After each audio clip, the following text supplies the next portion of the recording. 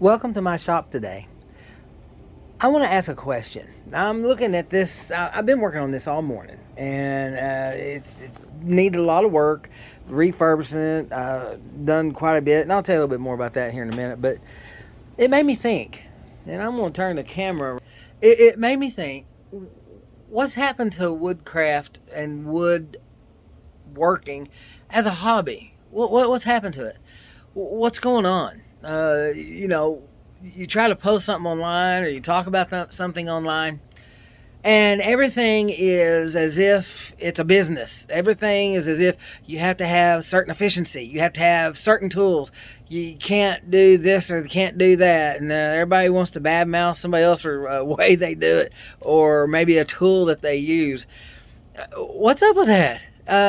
Listen, if you look around in my shop, and I'll hit the C. If you look, you're going to see, oh, look, a Harbor Freight 12-inch sliding miter saw. Yeah, it's 12-inch, and it does okay. And it cuts really good. It's got pretty good power. It doesn't stay accurate. I have to tune it all the time and make sure that it's set right. If you look over there on the wall, I got a collection of old tools that I love using, and I've refurbished most of them, and I use them. Are they as fast as running onto a machine? Oh, they may not be as fast in some cases. In some cases they are. But you'll look over there and there's an old lathe back there and there's my drill press. Nothing is really expensive. You'll see some more old planes that's on the piles over there to be fixed up. But it's one of those things to where, like this tool here, there's other tools that are better. There's other tools that are more modern, easier to adjust, but they cost a lot of money. So I've been replacing this. I couldn't get the belt to go on right, so I bought another belt. I couldn't figure out the size. So I looked online and I found out I had parts that somebody had put on here that wasn't even supposed to be on here. They had this here. It's a 4.5 inch, and I was supposed to have a 2.5 inch pulley according to the schematic. So I put the parts back like it was. I had no guard that went here, so I found this part and this part, and this will go on, and it bolts like that, and it's a guard for your pulley, but it's also what keeps your fence from flexing and getting out of square. So that works dual purpose. But I like to never found it, and they are expensive. To find these parts, golly, sometimes it's like $60 just to find these little shields. So if you find one and it's on a junker that's just ruined, take the shields off and take this part off. Take all the parts and make sure you get your knobs. Put it on eBay. You get $60 for them. You see it sell all the time. But when I ask the question, what's happened to woodworking? Why do we think that we can only woodwork with the very best thing? What's happened? When did that change? You see my table saw? 1957, I believe, is what the model number says. It's a 113.29990 or something like that.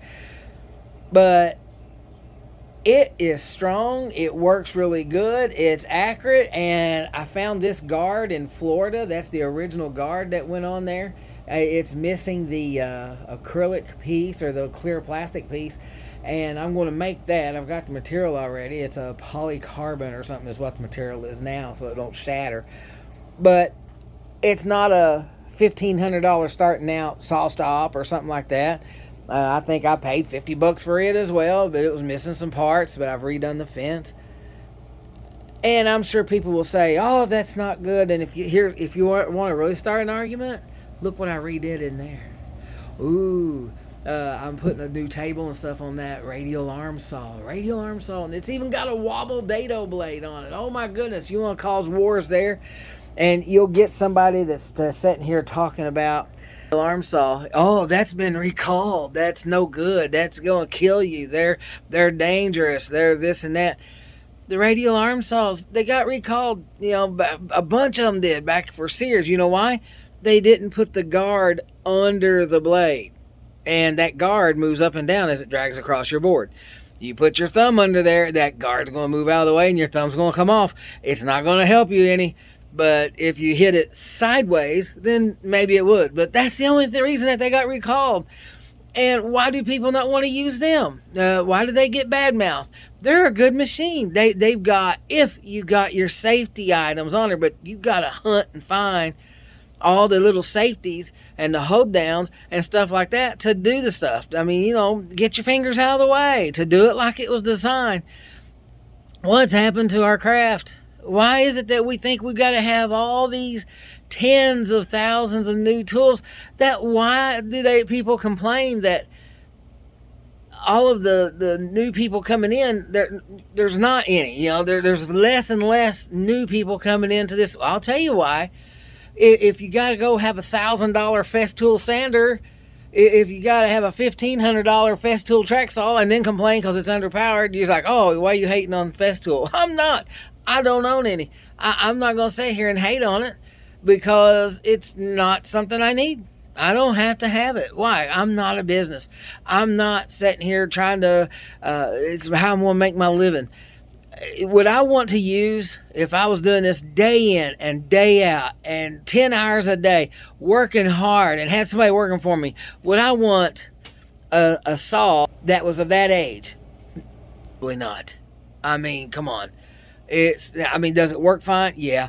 But I'd probably want something that's more user-friendly, something that you don't have to have as much. Yeah, just, you know, there's just different reasons.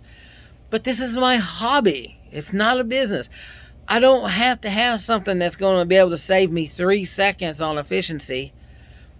I'm just taking my time. I'm enjoying it. Why do we spend all the money on it? Why do we spend so much that we think we can't do it unless we spend outrageous amounts of money where every gadget, every high-end tool? Is there good upgrades? Yes. Is there good things that's worth having? Yes. But is it necessary to have a hobby? No.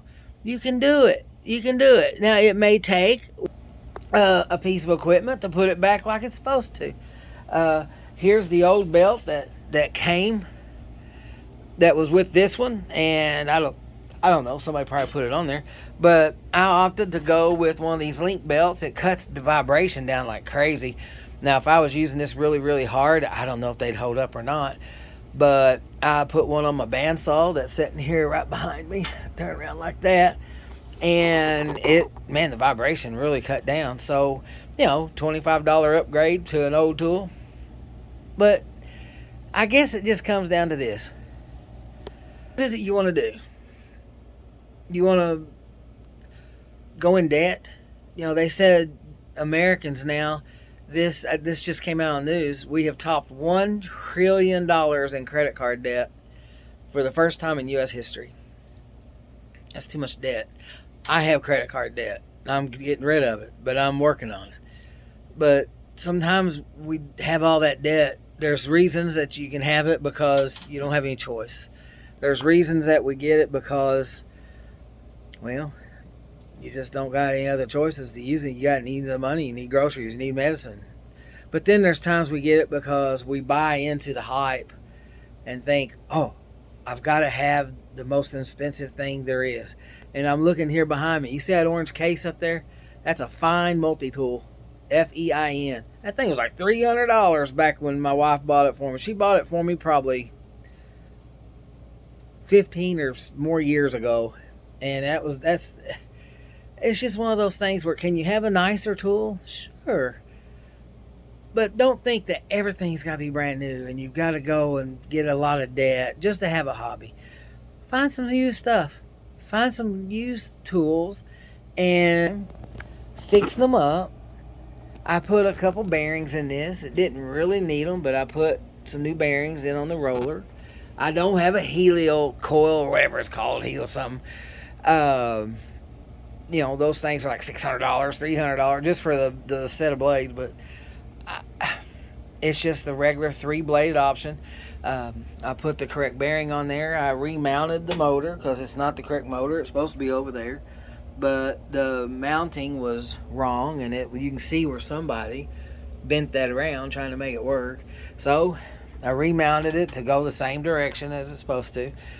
And I'm getting ready to put these parts on there. And guess what? I've got a good tool. Even the switch. Look at this. I found that switch off of another piece of equipment and it bolted right on. So now I've got me a really nice joiner and I'm not going to have to worry about it. It's done. If I can ever find that blade guard, oh, that'd be awesome. You know, somebody took it off and lost it. But if I ever find that, it'll be good. So what's happened to our craft? I don't know. I don't think our craft has changed. I don't think our hobby has changed. I think our mindsets have changed. That we do things has changed. I think the way we've been marketed to, it's changed us. Instead of thinking for ourselves, we're thinking in the way that they're telling us to think. So you know what? Do what you have to do. Get into this hobby.